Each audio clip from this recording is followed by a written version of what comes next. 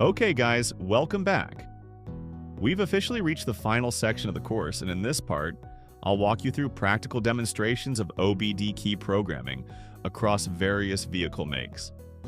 You'll see real examples using tools like the Autel IM608, including the 608 Pro and 608 Pro 2, to perform add key functions, generate remotes, and learn keys directly into the vehicle. Now, before we begin the demo, here's something important to understand. In this video, I'll be narrating the full process. However, some of the videos in this section will be silent demonstrations, showing only on-screen steps. The reason for this is simple. During actual programming, we often need to focus carefully without voiceovers. But the process is still shown in real time. And this voice-guided video is here to prepare you for what you'll see next.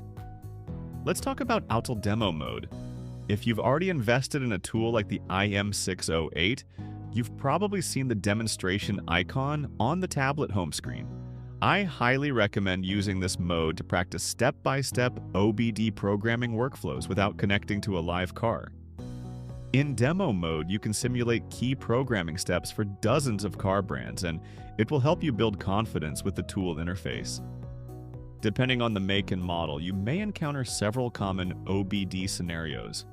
Some cars require reading the PIN code, which the IM608 can extract automatically. Others may require preparing a universal key. Some vehicles involve generating an Autel IM608 through the XP400. We'll go through each of these examples in this section, and I'll explain what to look for in each situation. Now let's cover a major question locksmiths have. How do you know which key is compatible with the car? There are two reliable methods.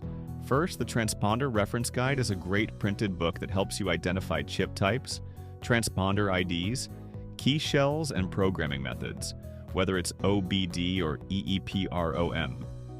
It's a handy tool when you're offline or dealing with unfamiliar models. Second, and faster, you can use the IMMO information function inside the IM608. After connecting to the car, just tap on Vehicle Information, IMMO Info, and it will show you the transponder type, e.g. ID46, ID48, etc. The frequency, 315 MHz, 433 MHz, etc.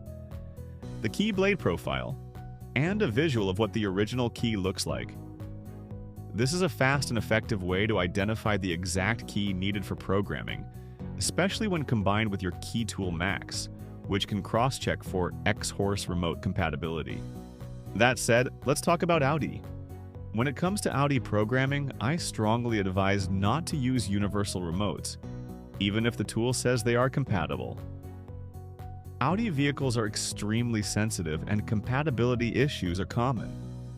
I've seen many locksmiths lose time and even damage ECUs by trying to save money on a remote. Instead, the most reliable way to program Audi keys is use an OEM Audi key. Or purchase a used OEM key, renew it, and then program it as a new key.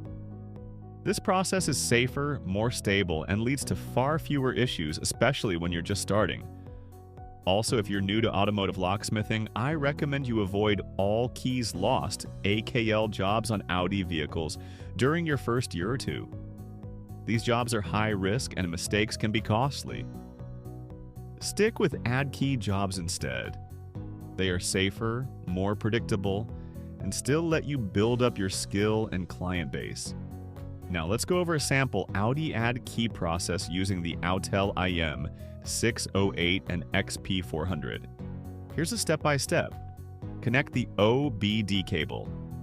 Turn on the ignition with the original key. Let the device read VIN and ECU info. Tap into IMMO info to see the key details: chip, frequency, and shape. Use that info to decide what type of key to program. In this case, we're using an original Audi key, not a universal one. We insert the new key into the XP400 programmer and follow the guided steps. The programmer will tell us, insert the current working key. Wait for the system to detect it. Remove it and insert the new key. Make sure no other keys are nearby. Interference can cause the process to fail. Move through each key one by one. Once done, remove the key, press unlock, and test. The system will clearly walk you through each part, including turning off the ignition, placing keys in the sensing area, and validating the new key.